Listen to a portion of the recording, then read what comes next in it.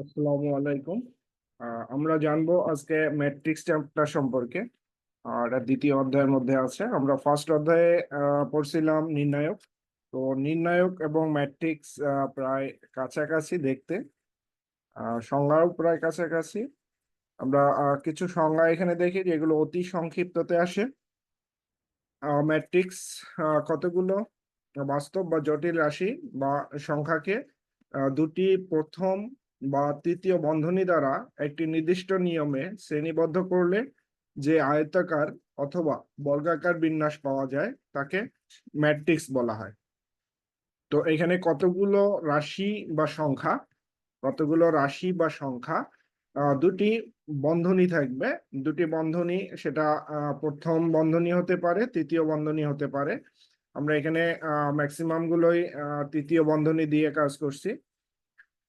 তো তৃতীয় বন্ধনী দ্বারা একটি নির্দিষ্ট নিয়মে, অর্থাৎ নির্দিষ্ট নিয়ম বলতে এখানে সারি এবং কলাম আকারে থাকতে হবে।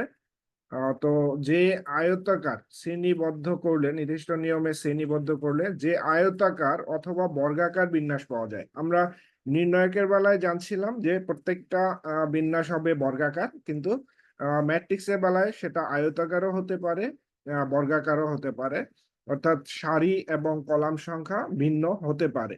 নির্ণায়কে যেমন ছিল সারি কলাম সবসময় সমান, কিন্তু ম্যাট্রিক্সের বেলায় সারি কলাম ভিন্ন হতে পারে। যেমন এখানে দুটা ম্যাট্রিক্স দেওয়া আছে। পি একটা ম্যাট্রিক্স, এখানে সারি হচ্ছে দুইটা। এটা 1 নম্বর সারি, এটা 2 নম্বর সারি। কলাম হচ্ছে তিনটা, এটা 1 নম্বর কলাম, এটা 2 নম্বর কলাম, এটা 3 নম্বর কলাম। এই ম্যাট্রিক্সের সারি তিনটা এবং কলামও তিনটা। আমরা 1 নম্বর সারি এটা জানি, 2 নম্বর সারি মাঝেরটা, 3 নম্বর সারি এটা। কলাম ঠিক একইভাবে, এটা 1 নম্বর কলাম, এটা 2 নম্বর কলাম, এটা 3 নম্বর কলাম। তো এখানে সারির সংখ্যা, কলাম সংখ্যা ভিন্ন হতে পারে। তারপরে বলা হচ্ছে একক ম্যাট্রিক্স কাকে বলে। আমরা যদি সংজ্ঞাটা জানি, দেখি যে যে বর্গাকার ম্যাট্রিক্সের মুখ্য বা প্রধান কর্ণের উপাদানগুলো একক বা এক, আর হচ্ছে অন্য সকল উপাদানগুলো শূন্য হয়, তাকে একক ম্যাট্রিক্স বলে। তাহলে এখানে বলা হচ্ছে যে এটি বর্গাকার ম্যাট্রিক্স হতে হবে। বর্গাকার ম্যাট্রিক্স কি? যে ম্যাট্রিক্সের সারির সংখ্যা কলাম সংখ্যা সমান। সারি যদি দুইটা হয়, কলামও দুইটা হতে হবে। সারি যদি তিনটা হয়, কলামও তিনটা হতে হবে। যেহেতু বর্গাকার ম্যাট্রিক্স, তাহলে এর কর্ণ, এটা হচ্ছে মুখ্য কর্ণ, আর এই সাইডে যেটা সেটাকে বলা হয় গৌণ কর্ণ। তো এই মুখ্য কর্ণের উপাদানগুলো ওয়ান হতে হবে। প্রত্যেকটা উপাদান ওয়ান হতে হবে, মুখ্য কর্ণের প্রত্যেকটা উপাদান ওয়ান হতে হবে। এবং বাকি যে উপাদানগুলো, সেই উপাদানগুলো কি জিরো হতে হবে। তাহলে এই ম্যাট্রিক্সটাকে বলবো আমরা একক ম্যাট্রিক্স বা আইডেন্টিটি ম্যাট্রিক্স। তো এখানে তিনটা সারি তিনটা কলাম। এই ম্যাট্রিক্স এর মধ্যে, এই আইডেন্টিটি ম্যাট্রিক্স এর মধ্যে দুটা সারি দুটা কলাম। এটা মুখ্য কর্ণ আর এটা হচ্ছে গৌণ কর্ণ। তাহলে মুখ্য কর্ণের উপাদান দুটো হবে ওয়ান, আর বাকিগুলো জিরো। অর্থাৎ এটা জিরো, এটা জিরো। তাহলে আমরা আইডেন্টিটি ম্যাট্রিক্স পাইলাম। এরপরে আসি হচ্ছে বিপরীত ম্যাট্রিক্স, অর্থাৎ ইনভার্স ম্যাট্রিক্স। দুটা ম্যাট্রিক্সের গুণফল একটি একক ম্যাট্রিক্স হলে তবে তাদের একটিকে অপরটির বিপরীত ম্যাট্রিক্স বা ইনভার্স ম্যাট্রিক্স বলে। যেমন এ বি ইকুয়াল আই, অর্থাৎ আই আমরা আইডেন্টিটি ম্যাট্রিক্স পাইলাম বা একক ম্যাট্রিক্স। আই বলতে একক ম্যাট্রিক্স বা আইডেন্টিটি ম্যাট্রিক্স। তাহলে এখানে আমরা কি করছি, দুটা ম্যাট্রিক্সের গুণফল একটি একক ম্যাট্রিক্স হলে, অর্থাৎ আমরা যদি দুটা ম্যাট্রিক্স, একটা এ আর একটা বি ধরি, তাহলে এদের গুণফল কি হবে, একক ম্যাট্রিক্স, অর্থাৎ আই হবে। তাহলে আমরা এ কে বি এর ইনভার্স ম্যাট্রিক্স বলবো, আবার বি কে এর ইনভার্স ম্যাট্রিক্স বলবো। আমরা যদি সিম্পল উদাহরণ দেই, ধরেন যে একটা উপাদান হলো এক্স বা একটা সংখ্যা আর বা রাশি এক্স। তাহলে এক্স এর বিপরীত হচ্ছে 1/x। তাহলে এক্স এবং 1/x কাটাকাটি করলে হবে 1। তো রাশি বা সংখ্যার ক্ষেত্রে বিপরীত রাশি দুইটা বা বিপরীত সংখ্যা দুইটা কাটাকাটি করলে হবে 1। বা সরি, বিপরীত রাশি বা বিপরীত সংখ্যার মধ্যে গুণন করলে এটা মান হবে 1। ঠিক ম্যাট্রিক্সের বেলাও তাই, দুটা বিপরীত ম্যাট্রিক্স যদি আমরা গুণন করি, সে গুণফল হবে আই। এখানে তো আর ওয়ান নাই, এখানে হবে আই। আই মানে হচ্ছে একক ম্যাট্রিক্স। তাহলে আমরা এখানে পাচ্ছি কি দুটা ম্যাট্রিক্সের গুণফল একটা একক ম্যাট্রিক্স হলে ম্যাট্রিক্স দুটা একটা আরেকটার বিপরীত হবে। এরপরে হচ্ছে ব্যতিক্রমী বা সিঙ্গুলার ম্যাট্রিক্স। সংজ্ঞা হচ্ছে যে বর্গাকার ম্যাট্রিক্সের নির্ণায়কের মান শূন্য, অর্থাৎ যে বর্গাকার ম্যাট্রিক্সের নির্ণায়কের মান শূন্য তাকে সিঙ্গুলার ম্যাট্রিক্স বলা হয়। তাহলে একটা ম্যাট্রিক্স দেওয়া থাকবে, সেই ম্যাট্রিক্সটার আমরা যদি নির্ণায়ক মান দেখি, নির্ণায়ক মান বলতে এই ম্যাট্রিক্স থার্ড ব্র্যাকেটে আছে, ম্যাট্রিক্স থার্ড ব্র্যাকেটই থাকে, এটাকে নির্ণয় করতে গেলে কি খাড়া দুইটা দাঁড়ি দিতে হবে, তারপর মান বের করবো, একটা নির্ণয়ককে ভেঙে ফেলে মান বের করবো, দেখবো যে মানটা 0, তাহলে ওই ম্যাট্রিক্সটা হবে সিঙ্গুলার ম্যাট্রিক্স। পার্শ্বচর ম্যাট্রিক্স, কোনো ম্যাট্রিক্স পি এর সারিকে কলামে বা কলামকে সারিতে পরিণত করলে যে ম্যাট্রিক্স পাওয়া যায় তাকে পি ম্যাট্রিক্সের পার্শ্বচর ম্যাট্রিক্স বলা হয়। তার মানে এখানে আসছে কি যে কোনো ম্যাট্রিক্স পি এর সারিকে কলামে বা কলামকে সারিতে পরিণত করলে যে ম্যাট্রিক্স পাওয়া যায় তাকে পি ম্যাট্রিক্সের পার্শ্বচর ম্যাট্রিক্স বলে।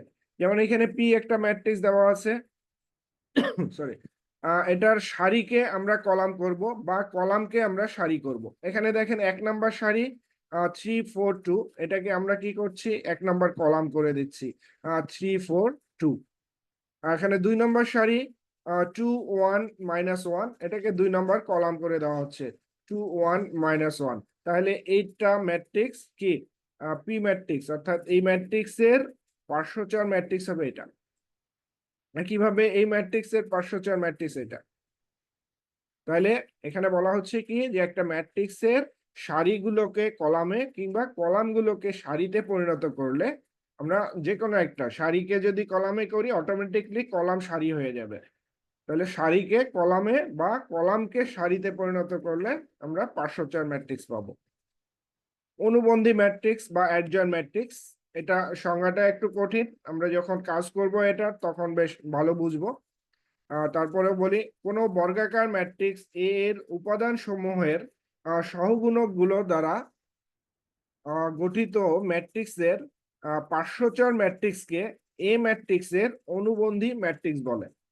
তার মানে এখানে বলা হচ্ছে যে একটা বর্গাকার ম্যাট্রিক্স, অর্থাৎ ম্যাট্রিক্সটা অবশ্যই বর্গাকার হতে হবে, বর্গাকার হলে ওই ম্যাট্রিক্সের যে উপাদানগুলো থাকবে সেই উপাদানগুলো সহগুণক বের করতে হবে, সেই সহগুণকগুলো দিয়ে একটা ম্যাট্রিক্স গঠন করতে হবে। যে উপাদানের সহগুণক নিব সেই উপাদানের কাছেই সহগুণকের মানটা বসায় দিতে হবে, তাহলে একটা ম্যাট্রিক্স গঠন হবে। সেই ম্যাট্রিক্সটাকে আমরা যদি পার্শ্বচর করি, অর্থাৎ সারিগুলোকে কলাম বা কলামগুলোকে সারিতে পরিণত করি, তাহলে যে ম্যাট্রিক্স পাবো সেই ম্যাট্রিক্সটা হবে অনুবন্ধী ম্যাট্রিক্স। আমরা যখন অঙ্ক করব তখন সংজ্ঞাটা ক্লিয়ার হয়ে যাব। এরপরে হচ্ছে ম্যাট্রিক্সের গুণন। এ ও বি দুটি ম্যাট্রিক্স হলে তাদের গুণফল হবে এ বি। নির্ণয় করা সম্ভব হবে যদি প্রথম ম্যাট্রিক্স এ এর কলাম সংখ্যা দ্বিতীয় ম্যাট্রিক্স বি এর সারির সংখ্যা সমান হয়। অর্থাৎ দুটা ম্যাট্রিক্স কখন গুণন হবে আর কখন গুণন হবে না, এটাই হচ্ছে এখানকার কথা, যে ম্যাট্রিক্সের গুণনের শর্ত, এটা মূলত ম্যাট্রিক্স গুণনের শর্ত। আমরা দুটা ম্যাট্রিক্সের গুণ করতে পারবো তখনই যখন প্রথম যে ম্যাট্রিক্সটা থাকবে তার কলাম সংখ্যা এবং পরে যে ম্যাট্রিক্সটা থাকবে তার সারির সংখ্যা সমান হতে হবে, এটাই এখানে বলা হচ্ছে। অন্যথায় গুণ করা সম্ভব না। যদি এরকম না হয়, অর্থাৎ প্রথম ম্যাট্রিক্স এ বি, তাহলে এ এর কলাম কয়টা আছে সেটা দেখতে হবে, বি এর সারি কয়টা আছে সেটা দেখতে হবে। যদি সমান হয় তাহলে গুণন করা যাবে, আদারওয়াইজ গুণন করা যাবে না। এরপরে হচ্ছে ম্যাট্রিক্সের ক্রম। ম্যাট্রিক্সের সারির সংখ্যা বাই কলাম সংখ্যা। আমরা একটা ম্যাট্রিক্স দেখব, ম্যাট্রিক্স দেখার পরে ম্যাট্রিক্সের সারির সংখ্যাটা আগে বসবে, বাই ম্যাট্রিক্সের কলাম সংখ্যাটা পরে বসবে। এখানে গুণন চিহ্ন মূলত ক্রস গুণন চিহ্ন, এটাকে বলার সময় আমরা বাই বলবো আর দেওয়ার সময় ক্রস গুণনে দিব। আবার গুণন করে দেওয়া যাবে না। যেমন আমরা যদি চিন্তা করি যে এইখানে পি যে ম্যাট্রিক্সটা আছে এর ক্রম কত, তাহলে আমরা প্রথমে সারির সংখ্যা নেব।